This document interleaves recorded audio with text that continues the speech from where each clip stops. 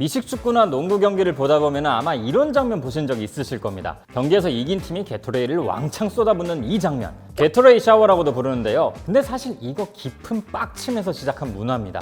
뉴욕 자이언츠의 짐 버트라는 선수가 처음 시작한 걸로 알려져 있는데요. 당시 감독이 훈련 중에 투정심을 자극하기 위해서 말도 못하게 갈궜다고 합니다. 그래서 복수할 기회를 보던 짐 버트가 경기에서 이기자마자 감독 머리에다 확 게토레이를 부어버린 겁니다. 당시 언론이나 평론가들, 심지어는 팀 동료들조차도 감독님에게 무례하게? 이런 반응을 보이면서 기겁을 냈지만 정작 감독은 승리의 세레머니로 기분 좋게 즐겼다고 하죠. 그리고 다음 경기, 그 다음 경기에서도 이길 때마다 게토레이를 들이붓는데요. 나중엔 감독이 이런 말을 합니다.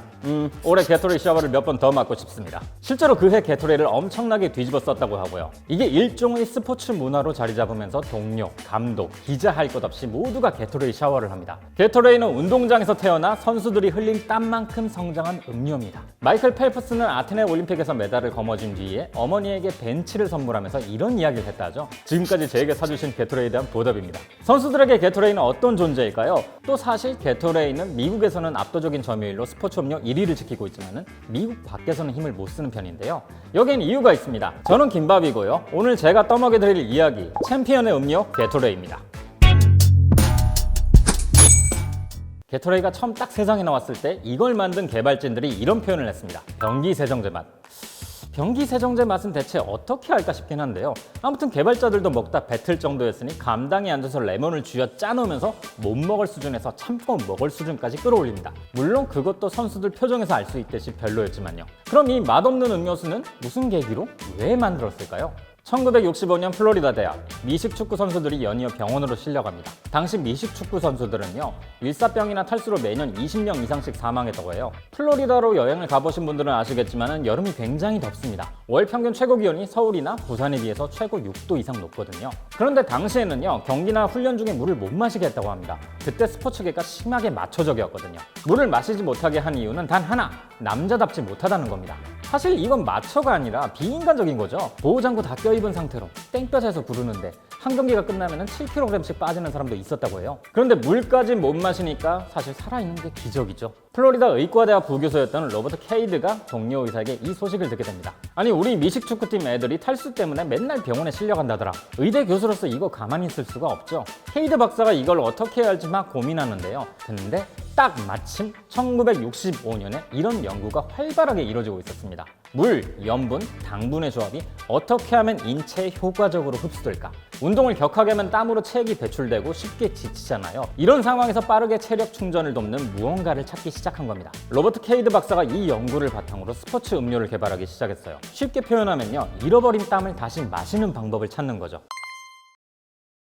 이렇게 정제수에 염분, 칼륨, 포도당을 첨가한 시제품이 나옵니다. 아무튼 이게 진짜 효과가 있는지 테스트를 해야겠죠? 실험 대상은 플로리다 대학 미식축구팀 게이터스. 그 중에서도 1학년들에게 이걸 마시게 합니다. 당시 1학년 선수들은 팀 2군과의 정기전에서 단 한 번을 못 이겼는데요. 이 시제품을 마시고 뛴 경기에서는 대역전극을 보여줍니다. 전반전은 밀렸지만 후반전에서 뒷심을 제대로 발휘한 거죠. 사실 감독은 처음에 이 음료를 반신반의했다고 합니다. 그런데 결과가 이렇게 달라지니까 태도가 바뀝니다. 다음날도 경기가 있는데 이 마법의 물약을 더 준비해달라고 교수에게 부탁을 했어요. 그리고 다음날 경기도 이기게 되면서 이름이 붙습니다. 게이터스가 마시는 레모네이드, 줄여서 게이터레이드. 게토레이죠. 이 음료가 팀에 정식으로 풀리기 시작한 게 1966년입니다. 이때까지만 해도 시판되지는 않았고요. 여전히 무지하게 맛없는 음료였지만 선수들도 어쩔 수 없었다고 해요. 목이 너무 마른 데다가 물보다 빠르게 갈증을 해소해주는 것 같은 느낌도 있었거든요. 또 게이터스 팀이 이 마법의 물약을 마시기 시작하면서 성적이 계속해서 올라가줍니다. 경기 초반에는 별다르지 않았는데 항상 후반에서 터트려주는 거죠. 67년엔 플로리다 대학이 지역 풋볼 대회 우승까지 차지했고요. 이 정도면 마법의 물약이라고 수군거릴 만도 하죠. 당시 강력한 우승 후보였던 조지아 텍 감독 바비다드에게 누군가 이런 질문을 합니다. 왜 우승하지 못했습니까? 이 감독이 한마디 하죠. 우리에겐 게토레이가 없었다. 그것이 차이를 만들었다. 이러다 보니 대중들도 이 음료에 관심을 가지기 시작합니다. 이거 한번 본격적으로 팔아봐? 그런데 문제는요, 만들 사람이 없다는 거였어요. 이 게토레이 개발자들은 전부 의사인데 생산까지 맡아 하기엔 너무 바쁜 겁니다. 이런 고민을 하던 와중에 스토클리 벤캠프, SVC라는 통조림 기업에다가 게토레이 사업권을 매각합니다. 의사들은 100만 달러를 불렀는데요.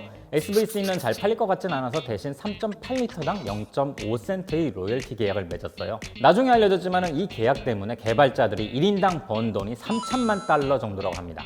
어마어마한 계약인 거죠. SVC가 이 레몬향 세정제 맛 음료를 상품화하려고 보니 여전히 문제는 맛입니다. 이 맛을 끌어올리기 위해서는 당이라는 치트키가 필요했는데요. 근데 당분을 넣으면 흡수 속도가 확 느려지는 겁니다. 이럴 수도 저럴 수도 없는 상황에서 실험을 거듭한 끝에 당분을 딱 2% 정도 더 늘리기도 했어요. 이 정도는 흡수 속도에 별 영향이 없다는 걸 발견하거든요. 이렇게 태어난 게 바로 우리가 아는 게토레이 맛이죠. 근데 올 것이 옵니다. 경쟁 브랜드들이 같은 시기에 굉장히 많이 태어났어요. 당시 스포츠 음료 개발은 미국 전역 곳곳에서 이루어지고 있었거든요.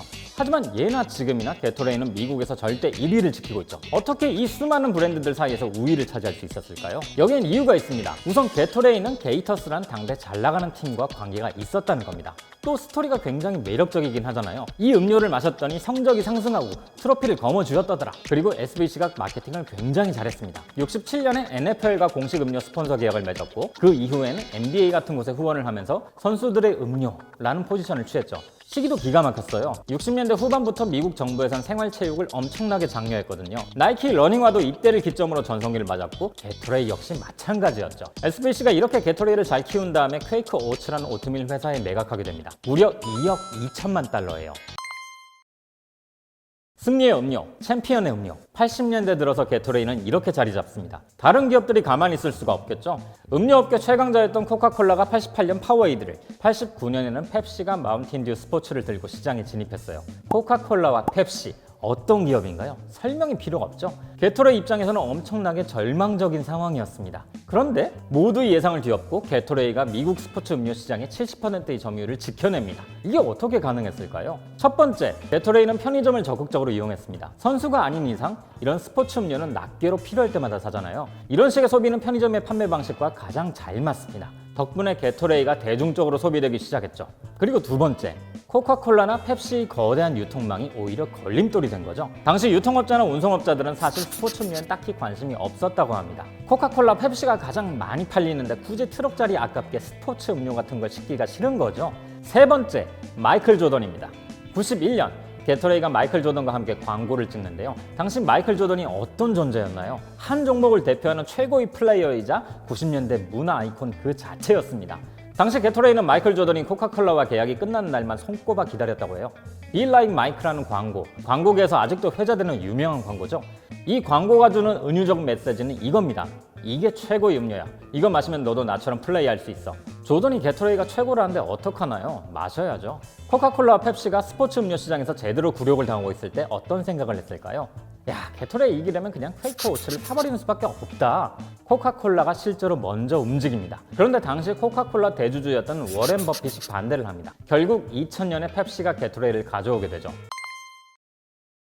자, 우리나라도 빠질 수가 없죠. 1987년 제1제당이 라이선스 생산 계약을 맺고 게토레이를 만듭니다. 같은 시기에 동아 오츠카가 일본에서 포카리 스웨트를 들고 들어왔고요. 87년이면 앞뒤로 아시안게임과 88 올림픽이 끼어 있으니까 국내에서도 스포츠 음료가 폭발적으로 성장할 거라고 본 거죠. 그런데 아시겠지만 게토레이와 포카리 스웨트는 느낌이 다릅니다. 우선 게토레이는 스포츠 음료라는 이미지가 강했기 때문에 남성적인 이미지를 내세웠죠. 그런데 포카리 스웨트는 좀 다릅니다. 배우 고현정, 시무나 씨 같은 여성 모델들이 대부분이거든요. 산토리니 배경의 하늘하늘한 원피스, 같은 기능을 하는 음료인데 분위기가 너무 다릅니다. 이렇게 청량한 이미지가 더 어필이 됐는지 포카리 스웨트가 점유율 5를, 게토레이가 3을 가져갑니다. 사실 진짜 이유는 따로 있긴 한데요. 이건 뒤에 다시 설명드릴게요. 그럼 미국에서 미친 듯이 팔려나갔던 게토레이가 한국에서는 왜 힘을 못 썼을까요? 우선 당시 포카리 스웨트를 팔았던 동아 오츠카는 음료 영업과 세일즈를 잘 해오던 기업이었고 제1제당은 처음으로 음료 시장에 들어온 거였는데요. 때문에 능력치 차이가 있긴 했습니다. 그리고 두 번째, 이 게토레이는요, 미국 밖에서는 점유율이 높지 않은데요. 이유는 퀘이크 오츠의 해외 영업망이 너무 부실했거든요. 이 기업의 메인 상품들은 주로 겨울용이라서 추운 국가를 위주로 영업망을 넓혔는데요. 게토레이는 더워서 땀을 많이 흘려야 잘 팔리잖아요. 그리고 세 번째, 사실 이런 스포츠 음료의 성분에는 대단한 제조 비법이 있는 게 아닌데다가 음료마다 특별한 차이가 있지도 않습니다. 때문에 각 나라에서는 누가 먼저 시장을 장악하느냐가 중요하죠. 미국에선 게토레이가 가장 먼저 시장을 장악했지만 영국에는 루코자드 스포츠, 스페인은 아쿠아리스, 일본엔 포카리 스웨트가 각각 스포츠 음료 시장 1위를 차지했죠. 그럼 포카리 스웨트는 왜 한국에서 잘 팔려 나갔을까요? 포카리 스웨트는 아시다시피 일본 제품입니다. 근데 일본은 처음부터 이 음료를 스포츠 음료로 포지셔닝하지는 않았어요. 땀은 일을 하거나 목욕, 사우나 같은 일상생활을 할 때도 흐르죠. 포카리 스웨트는 이 점을 공략합니다. 스포츠 음료라기보다는 일상생활에서 전해질을 보충할 이온 음료로 마케팅한 거죠.